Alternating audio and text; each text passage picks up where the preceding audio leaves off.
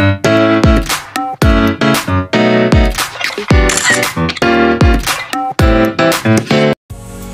sahabat Aqua, di video kali ini saya akan menjelaskan tentang budidaya teripang atau sea cucumber.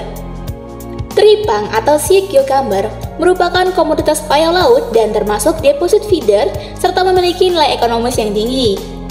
Teripang ada banyak jenisnya loh, diantaranya teripang pasir atau Holothria scabra, teripang hitam Holothria atra, teripang gamat Stichopus noctivagus, teripang emas Golden Stichopus variegatus, dan masih banyak jenis lainnya lagi loh.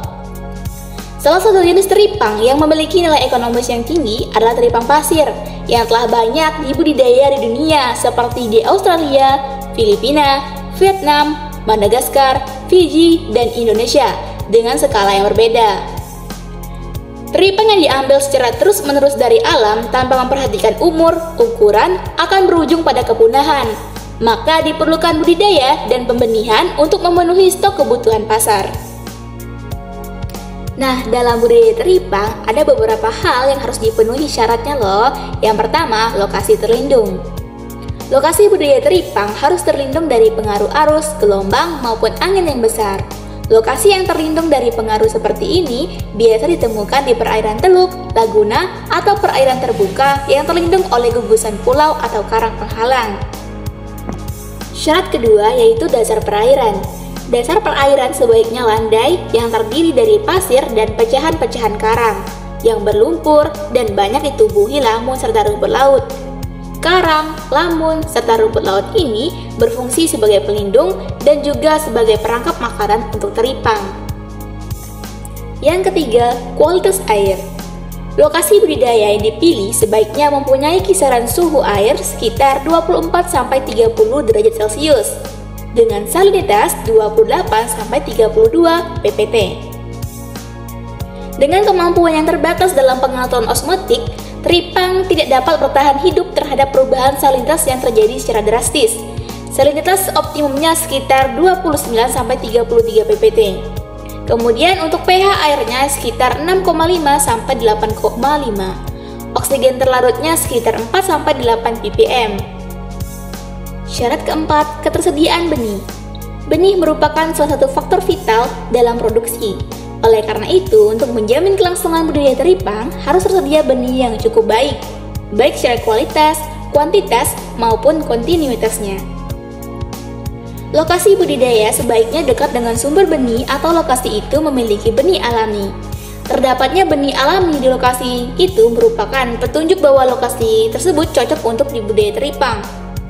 Di samping itu, kualitas benih akan terjaga dan tidak mengalami stres karena penanganan dan pengangkutan dalam waktu yang cukup lama. Syarat kelima, kemudahan lokasi budidaya. Lokasi budidaya harus mudah dijangkau. Selain itu, sarana produksi harus mudah diperoleh dan pemasaran harus dapat dilakukan dengan mudah. Pertimbangan lainnya yaitu lokasi budidaya sebaiknya bukan merupakan pusat kegiatan nelayan atau penangkapan ikan dan juga wilayah pelayaran, sehingga benturan kepentingan dapat dihindarkan. Yang keenam, wadah budidaya. Pada dasarnya, metode budidaya teripang ialah membatasi areal di laut untuk luasan tertentu agar teripang yang dipelihara terkurung di dalamnya dan tidak dapat meloloskan diri serta serangan hama. Dengan demikian, tambak yang tidak produktif, kondisi airnya dan tanahnya yang tidak memenuhi syarat, maka tidak dapat digunakan sebagai tempat budidaya. Metode budidaya teripang tidak jauh berbeda dengan metode budidaya kerang-kerangan, misalnya kerang darah atau kerang bulu, yang dikenal dengan metode pen culture, kurungan tancap, atau kurungan pagar. Yang ketujuh, benih. Pilih benih yang seragam dari jenis dan ukurannya. Benih yang baik memiliki ciri-ciri tubuh yang berisi dan tidak cacat. Hindari pengangkutan benih dalam waktu yang lama, misalnya lebih dari 1 jam dan dalam keadaan yang bertumpuk. Hindari benih yang telah mengeluarkan cairan warna kuning. Kemudian pengangkutan benih sebaiknya dilakukan pada pagi hari atau malam hari ketika suhu cenderung rendah. Pengangkutan benih dapat menggunakan wadah yang diberi substrat pasir, khususnya pada sistem pengangkatan terbuka. Benih teripang dapat diperoleh dari 2 sumber loh, yaitu benih alami yang dikumpulkan dari alam dan benih hasil pembenihan buatan di hatchery.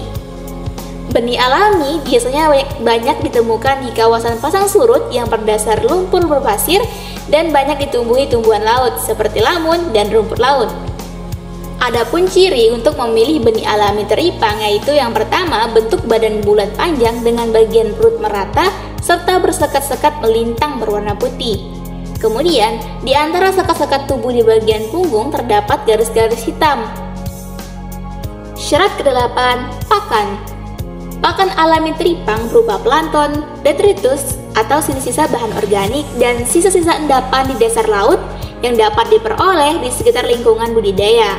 Namun, teripang yang dibudidayakan sebaiknya diberi pakan tambahan untuk mempercepat pertumbuhannya.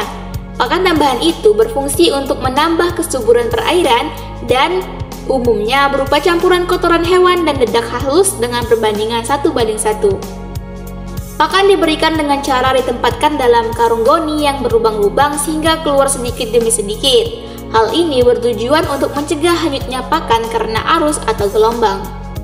Budidaya teripang dapat dilakukan di darat dengan sistem tangki atau downweller. Sistem ini menggunakan sistem resirkulasi air laut tertutup. Sistem ini juga dapat menampung 5-10 induk per meter persegi dengan menyediakan sirkulasi udara dan air.